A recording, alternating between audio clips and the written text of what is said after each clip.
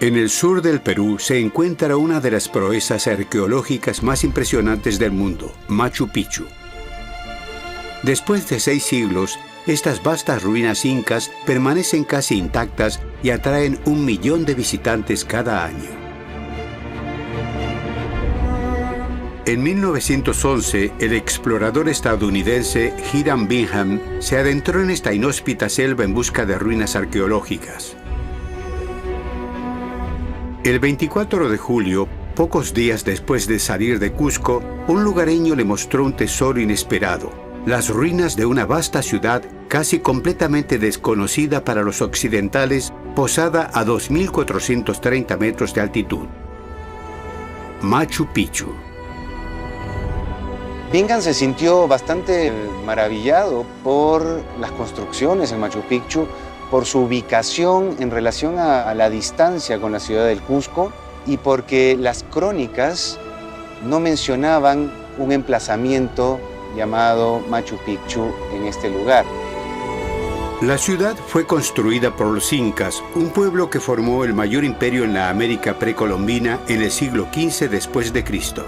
Se cree que en su apogeo, el imperio inca había conquistado y controlaba cerca de 10 millones de súbditos, quienes ayudaron a construir su monumento más grandioso, antes de que el imperio colapsara con la llegada de los conquistadores españoles entre 1532 y 1572. Sin embargo, a diferencia de la mayoría de ruinas incas, Machu Picchu se conserva casi íntegro. No llegaron los conquistadores a este lugar, porque si no hubieran seguramente depredado en busca de tesoros, de oro en el sitio. Realmente no llegaron y gracias a eso es que se mantiene Machu Picchu.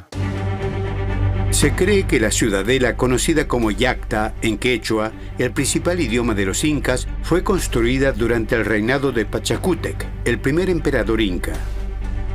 Casi 200 de sus edificaciones siguen en pie. Casas, pero también monumentos religiosos como el Templo del Cóndor, el Templo de las Tres Ventanas y el Templo del Sol, así como numerosos altares ceremoniales.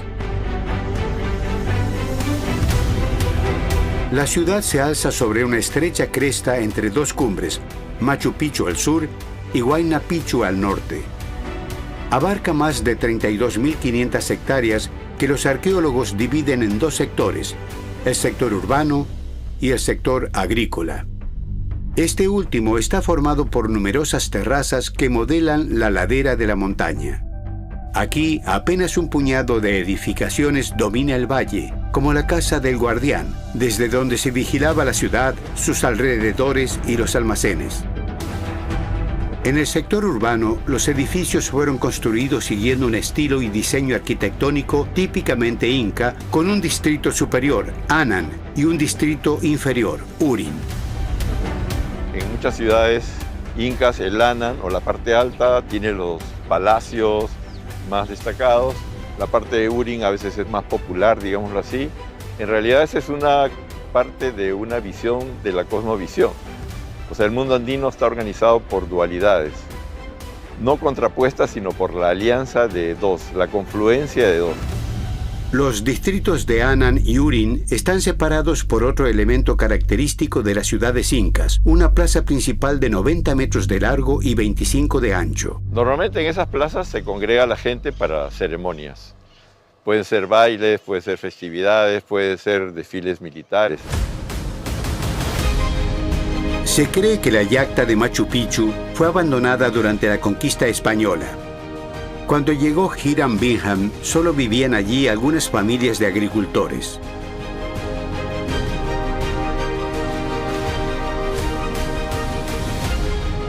A pesar de varios siglos de abandono, de la densa vegetación y del clima a veces implacable, estas estructuras han resistido el paso del tiempo en esta ubicación excepcional. Sin embargo, ya su construcción supuso un enorme desafío. Las escarpadas laderas de las montañas y los abruptos precipicios representaban un peligro para los trabajadores, y el clima lo hacía todavía más difícil, y es que podía llover hasta 2.000 litros de agua por metro cuadrado al año, casi el doble del promedio anual del Reino Unido, y la mayor parte se concentraba en la mitad del año.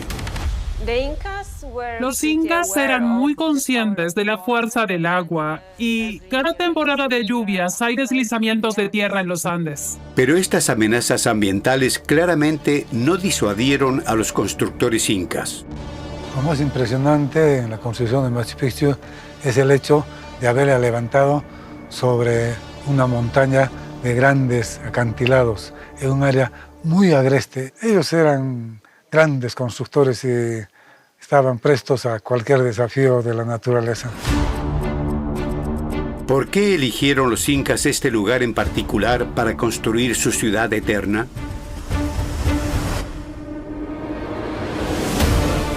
Ubicada a unos 75 kilómetros de Cusco en línea recta, la antigua capital inca de Machu Picchu se encuentra en la región de Vilcabamba, una parte de la cordillera de los Andes que también está en el borde de la selva amazónica.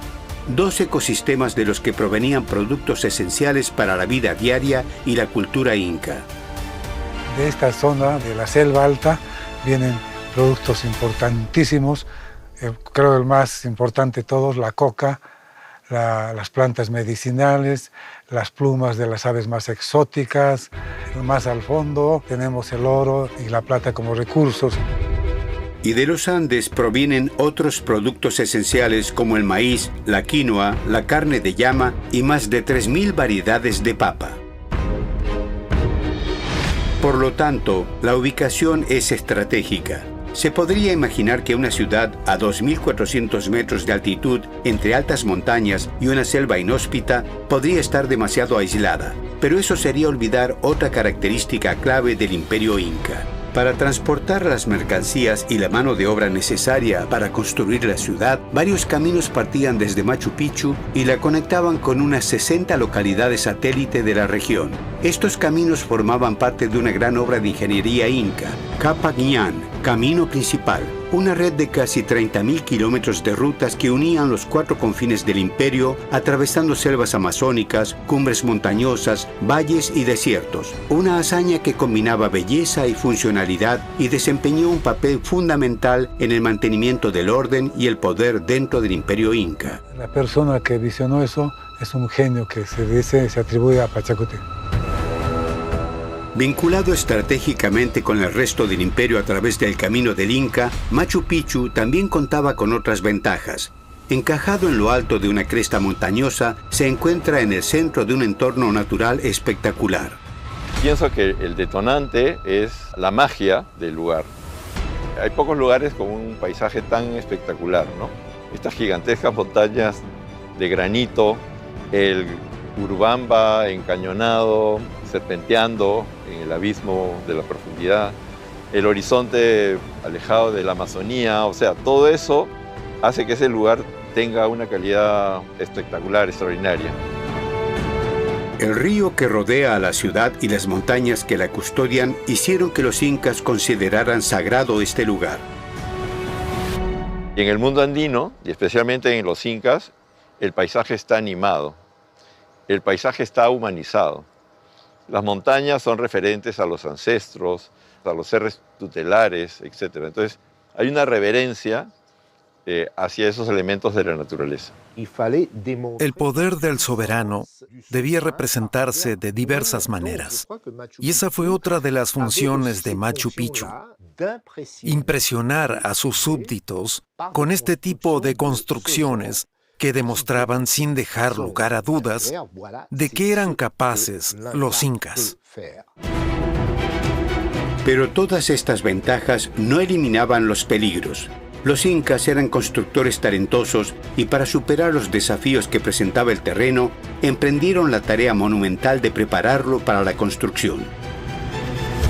Una vez despejada la vegetación, los incas comenzaron a esculpir la ladera de la montaña para adaptar las pendientes a sus propósitos.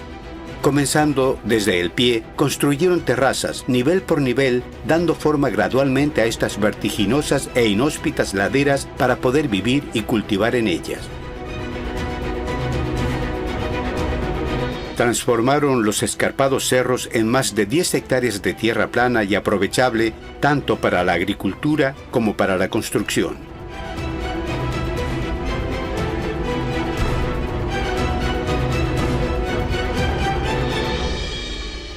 Pero no terminó ahí. Desde el comienzo ya habían anticipado la mayor amenaza para su ciudad: el agua. La lluvia se convierte en un elemento en contra de la conservación porque con la precipitación penetra el subsuelo y puede transportar material liviano cada vez más y más, y en un momento dado puede crear concavidades y que se produzcan asentamientos diferenciales en el suelo. Entonces, es un gran desafío. Cuando había lluvias intensas, el agua debía ser evacuada. De lo contrario, Machu Picchu podría colapsar. Por eso, los incas construyeron un sistema de drenaje subterráneo bajo las terrazas para evacuar toda el agua que llegaba durante la temporada de lluvias. Gracias a diversos estudios, los investigadores han descubierto la composición interna de las terrazas en el sector agrícola.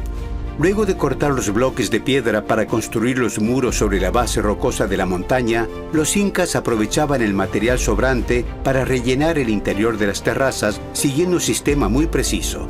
La primera capa estaba compuesta por piedras cubiertas con fragmentos residuales grandes. Encima colocaban una capa de grava y arena y todo se cubría finalmente con una capa de tierra fértil.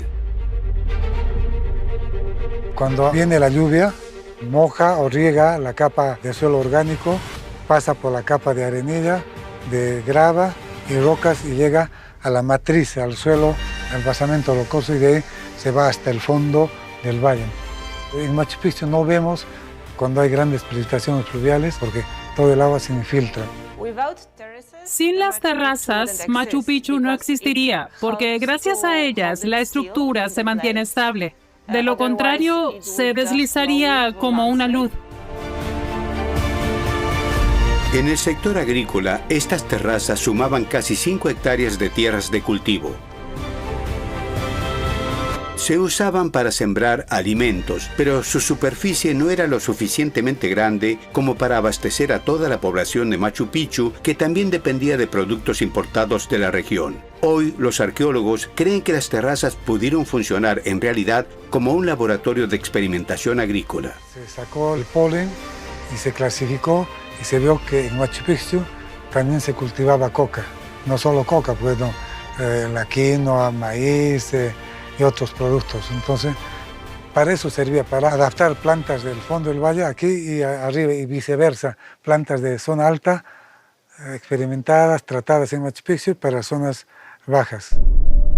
Por lo tanto, los incas pudieron haber intentado adaptar plantas de la selva a mayores altitudes, así como plantas andinas al clima amazónico, con el fin de cultivar ciertos productos en nuevos entornos. Y algunos expertos en arquitectura inca creen que las terrazas no solo tenían una función agrícola. En muchos casos, los andenes están sirviendo para modelar escultóricamente el paisaje.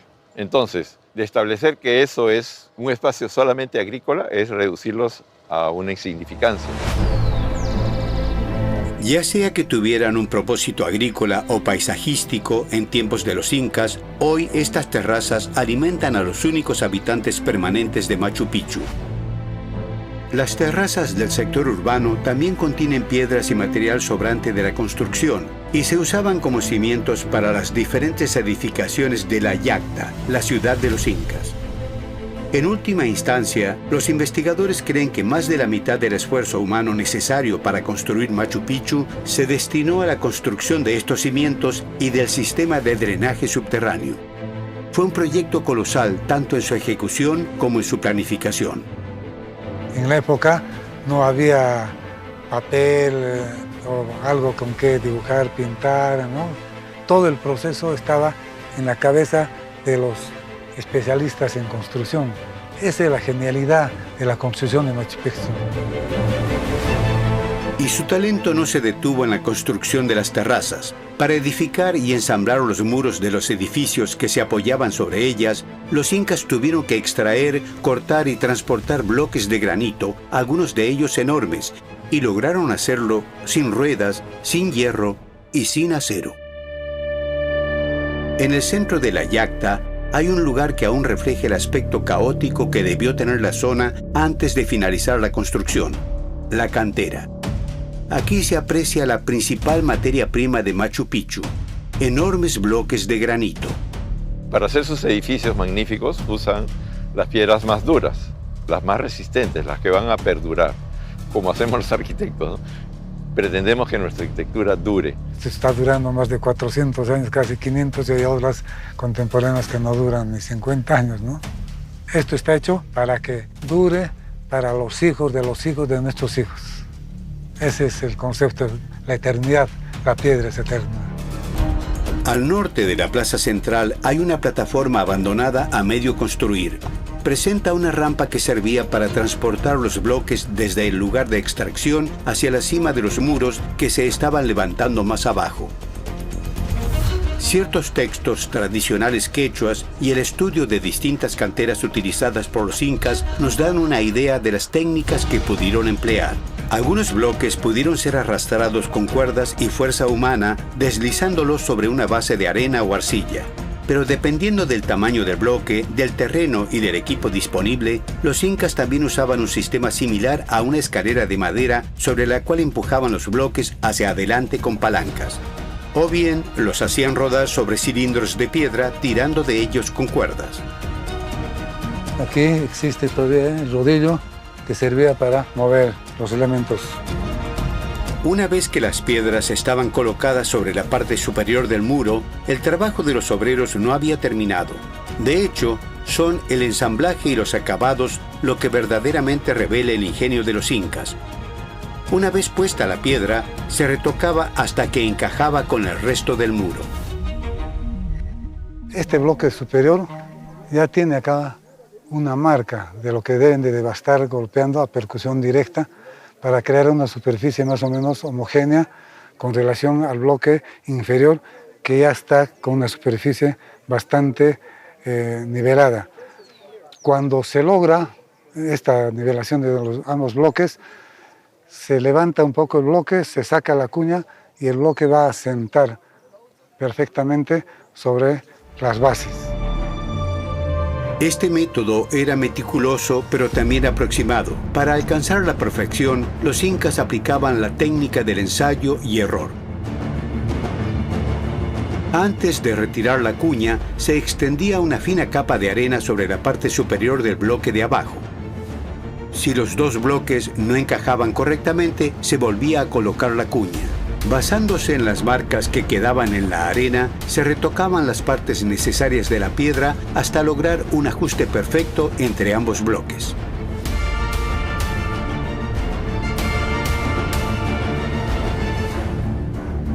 El templo de las tres ventanas en la Plaza Sagrada muestra una de las construcciones más meticulosas de Machu Picchu.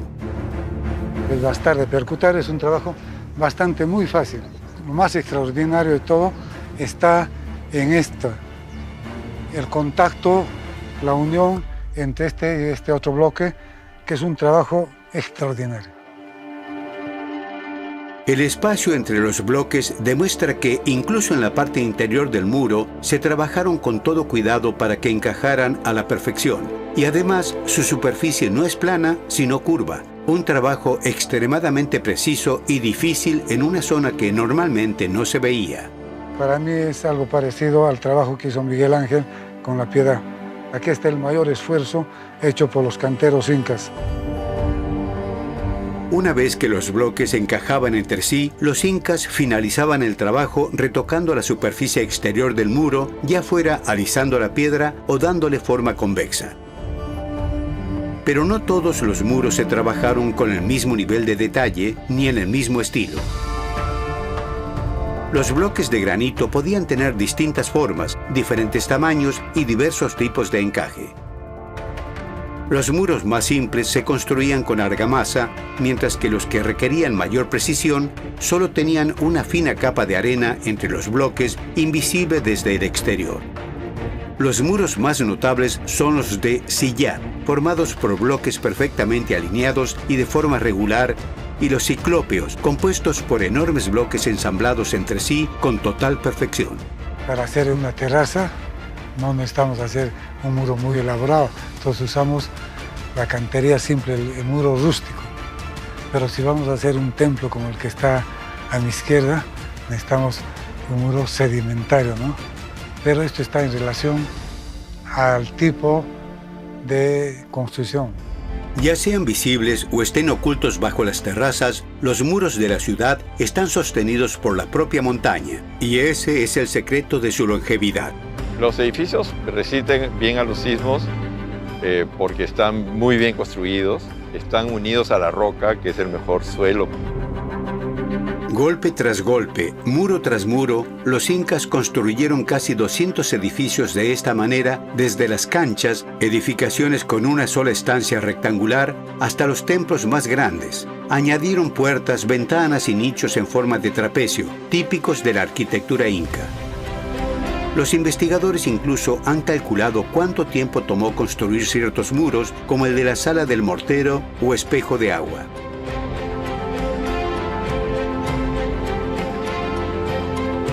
Estudiaron la sección del muro de construcción más precisa en su base.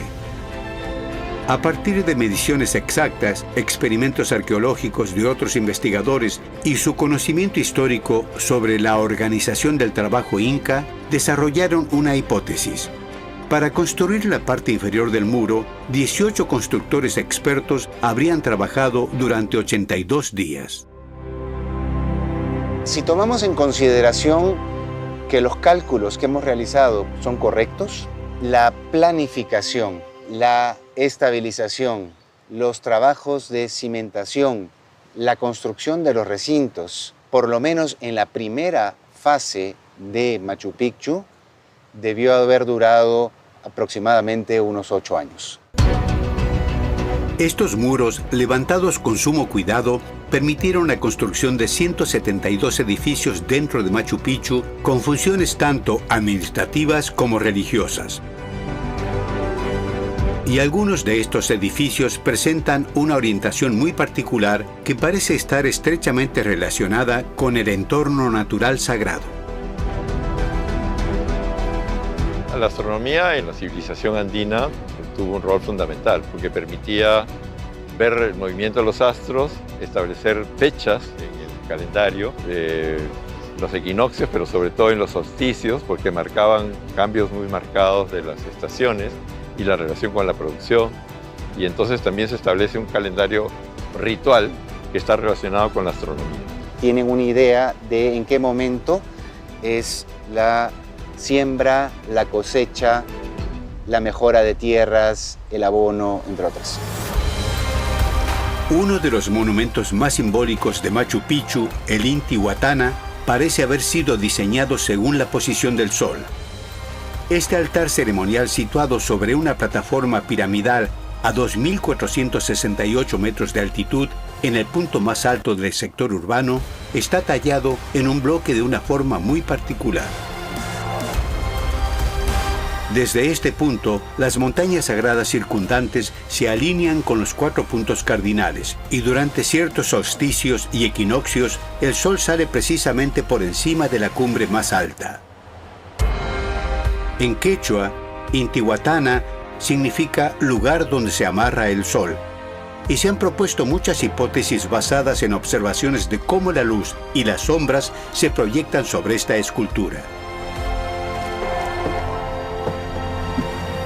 En el solsticio de verano o de diciembre, la sombra que proyecta se dirige en este sentido, así, hasta que coincide con la esquina, es decir, la sombra se va a proyectar acá.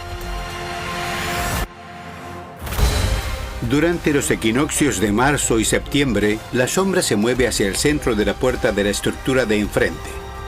Y durante el solsticio de invierno, Al situarse sobre estos escalones, un observador queda perfectamente alineado con el Intihuatana y el Sol. Al igual que el Intihuatana, otros monumentos simbólicos de Machu Picchu se construyeron en relación con la posición del Sol en el cielo durante estos momentos importantes del año. ¿Fue su construcción lo suficientemente precisa como para servir realmente de observatorios? Un equipo de investigadores polacos, en colaboración con otros de Perú e Italia, hizo una reconstrucción científica de Machu Picchu y un mapeo del cielo durante el Imperio Inca. En particular, estudiaron el Templo del Sol. Junto a la ciudad inca, sobre una impresionante pared rocosa, se alza una torre con un muro semicircular.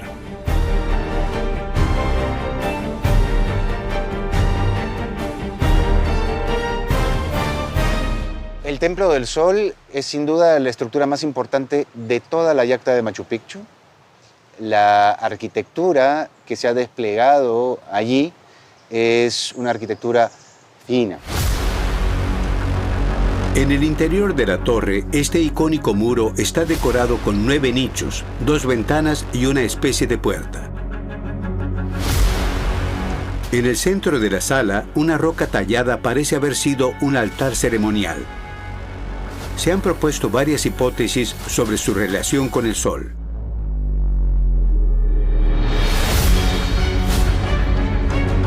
Se dice que hay un punto desde el cual es posible observar la salida del Sol por la primera ventana durante el solsticio de junio y por la segunda ventana durante el solsticio de diciembre.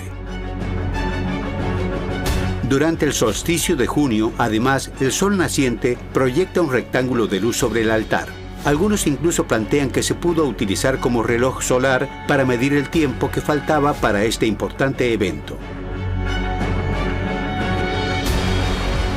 Sin embargo, los investigadores polacos se interesaron por cuán precisas podían ser realmente las observaciones de los incas.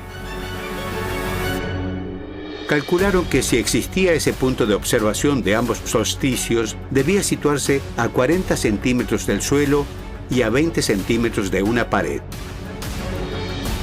Habría que estar tumbado con la cabeza en el suelo para poder verlo, porque ese es el único lugar desde donde funcionaría. Así que, en teoría, es posible, pero en la práctica no del todo. No cabe duda de que el Sol iluminaba el altar, pero no con tanta precisión como para calcular la fecha exacta de los solsticios. Demostramos que el fenómeno de la piedra iluminada por el Sol es real, pero la dirección es muy general, así que podría haberse utilizado con fines rituales, pero no para astronomía propiamente dicha. Aparte de una caverna construida con la precisión suficiente para observar los ciclos del Sol y la Luna, los monumentos más notables de Machu Picchu, que se edificaron teniendo en cuenta la posición del Sol, probablemente se usaban para rituales destinados a marcar y celebrar esos momentos importantes del calendario inca. El nivel de conocimientos y de experiencia para construir arquitectura de este tipo tiene que ser bastante alto. Los incas son la síntesis de todo el desarrollo cultural y social que se dio en los Andes durante milenios. No sabemos con exactitud quiénes fueron estos constructores de impresionante conocimiento. Los incas pudieron diseñar y edificar Machu Picchu porque también contaban con una enorme fuerza laboral para levantar estas estructuras, gracias a las tribus a las que conquistaron y gobernaron y a las que integraron en la mita, un sistema en el que todos los ciudadanos debían trabajar para el Estado 1 o 2 meses cada año. Es una prestación temporal de servicio, es una forma de tributación en fuerza de trabajo para el Estado, ¿no? Entonces, puede ser gente que tenga una capacidad técnica, pero también puede ser que simplemente participen con su fuerza de trabajo, muscular, digamos así. Eran comunidades que eran desplazadas por el imperio para realizar determinado tipo de tareas. Estas extraordinarias ruinas de piedra se han mantenido prácticamente inalteradas durante casi 600 años. Sin embargo, los siglos de erosión afectaron a varios edificios. En una zona que forma parte de la ciudad baja de Machu Picchu, algunos muros aún muestran restos de los revoques coloreados aplicados por los incas. Una vez que han terminado de haber construido con elementos líticos los recintos, estos se han enlucido con arcilla. Puede ser rojo o amarillo, arcillas que son de la zona. A través de las excavaciones hemos podido determinar una potencia de casi 20 centímetros de arcilla y no se podía observar las juntas de los bloques, ¿no? Sino era todo liso, ¿no?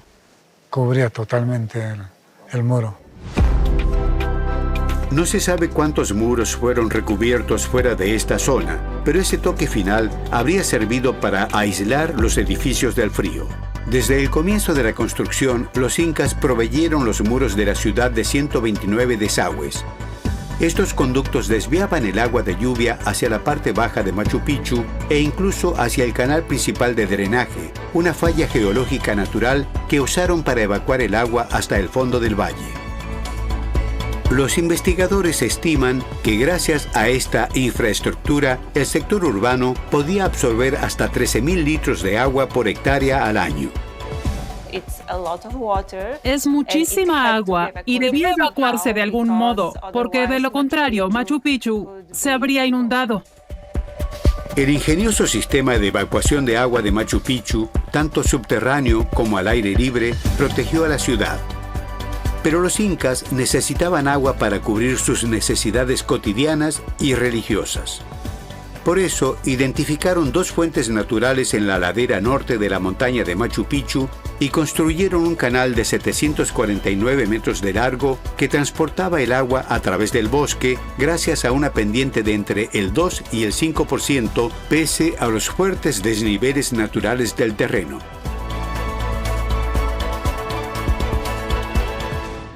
No tenían modelos, observaban cómo fluía el agua y sabían a qué velocidad debía correr por el canal.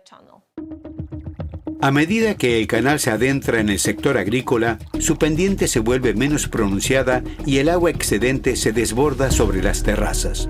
Luego el agua pasa por un acueducto por encima del canal de drenaje y entra a la ciudad hasta llegar a la primera fuente, ubicada justo al lado de la residencia real, dándole acceso al agua más pura. Un canal hecho de piedra cuidadosamente tallada guía el agua hacia la parte superior de la fuente, donde una abertura rectangular genera un chorro perfectamente calculado que cae en una pileta de piedra. Esto es una obra maestra de ingeniería, es la precisión en cuestión de manejo de agua por parte de los especialistas incas. Después de la primera fuente, el agua continúa su recorrido por el canal subterráneo hasta llegar a otras fuentes cuyo minucioso tallado en la piedra y proximidad al Templo del Sol sugieren que eran de uso ceremonial.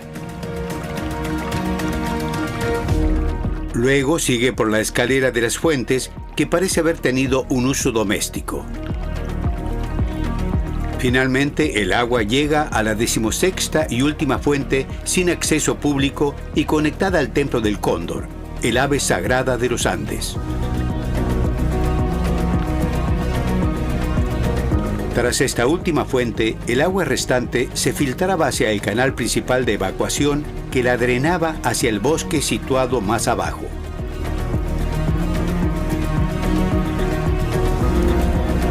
Estas fuentes funcionaban todo el año. Entre la estación seca y la lluviosa, podían proveer entre 25 y 125 litros de agua por minuto, aunque estaban diseñadas para soportar hasta 300. El flujo debía ser de menos de 10 litros por minuto para detenerse, pero en general, el agua fluye constantemente durante ambas estaciones. Pero el sistema no era infalible y los incas lo sabían. Los arqueólogos han encontrado secciones de la red que nunca se terminaron. Algunas parecen formar parte de un nuevo canal tributario, mientras que otras parecen haber tenido el objetivo de evitar que el agua se desbordara. Los incas iban a reemplazar ese trayecto del canal que tiene elementos líticos pequeños y muchas uniones con argamasa de barro por elementos líticos grandes que iban a evitar la infiltración de agua de lluvia. Para recoger el preciado elemento, los incas utilizaban vasijas de cerámica de distintos tamaños que colocaban directamente bajo los chorros y luego transportaban a la espalda. Para asegurarse de que el recinto estuviera bien drenado y sus necesidades diarias cubiertas, los incas crearon una red integral para controlar tanto la entrada como la salida del agua en Machu Picchu. Eran ingenieros geniales y sabían cómo traer agua y controlarla constantemente. La vida en los Andes depende de ello, por supuesto. Quien controla el agua, controla el poder. Pero ¿cuánto tiempo lleva Machu Picchu sobre estas empinadas laderas? Durante muchos años se pensó que la ciudad inca fue construida después de 1450, pero los conocimientos científicos actuales podrían sugerir lo contrario. Los historiadores buscaron en los archivos dejados por esta civilización, pero no contaba con una escritura propiamente dicha. Los incas tenían otros sistemas para registrar información, como los quipus. Haciendo nudos en una serie de cuerdas, hacían cuentas y anotaban números. Sabemos que los expertos que manejaban los quipus también registraban en ellos nombres, lugares y eventos. Sin embargo, no sabemos qué significaban esas cifras. Por ejemplo, aquí contamos 2.345. ¿Pero a qué se refiere? ¿Al número de habitantes de una localidad? ¿Al número de cargas de maíz transportadas a la residencia real? No lo sabemos. Por eso, los historiadores recurrieron a los escritos de los sucesores de los incas, textos que datan del colapso del imperio y se basan en el relato de sobrevivientes o de sus descendientes. En el siglo XX, el antropólogo estadounidense John Howland Rowe utilizó estos textos y otros documentos administrativos para crear una cronología del imperio inca. Explica que todo comenzó en 1438. Los incas eran una pequeña tribu que vivía en la región de Cusco cuando su emperador, Pachacútec, inició la expansión. Sus sucesores continuaron conquistando territorios y pueblos y en menos de un siglo habían construido el mayor imperio de la América precolombina. Pachacútec es famoso por ser el primer conquistador inca, pero también por sus habilidades como constructor. Fue durante su reinado cuando comenzaron a levantarse los mayores monumentos de su civilización, incluyendo Machu Picchu. La gente sabía que la tierra sobre la que se alzaba Machu Picchu era propiedad privada de Pachacútec Inca Yupanqui y que posteriormente la heredó su familia.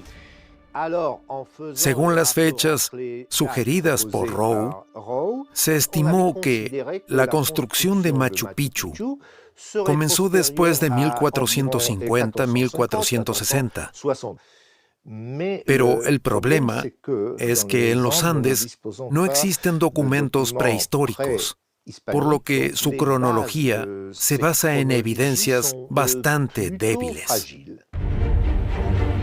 La investigación dio un nuevo giro en 2020, cuando equipos de investigadores de Polonia, Perú y Nueva Zelanda reexaminaron estas fechas mediante la última tecnología científica, la datación por carbono.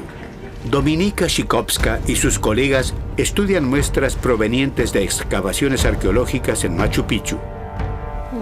Estoy observando un trozo de cuerda que hicieron los incas. Posiblemente para la construcción de edificios o para uso cotidiano. Nuestros colegas peruanos las encontraron al excavar en el yacimiento y se relacionan con la primera fase de la ocupación. Eso significa que son del momento en que se construyeron los pisos, etc. Tenemos cuerdas, fragmentos de textiles y maíz, el alimento básico de los incas. Estas muestras son de materiales de origen animal y vegetal. Todos los seres vivos contienen carbono 14, un elemento químico muy útil en arqueología porque permite determinar cuándo murió un organismo antes de ser utilizado, en este caso por los incas. Para analizarla, la muestra debe limpiarse cuidadosamente de cualquier impureza que pueda afectar a los resultados.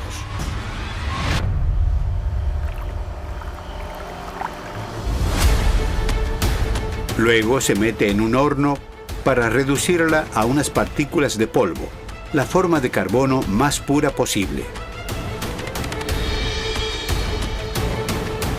Y finalmente se introduce en una máquina que identifica la cantidad de elementos químicos que contiene. Lo que contamos es cuánto del isótopo de carbono 14 queda en la muestra. Así determinamos cuándo murió el organismo.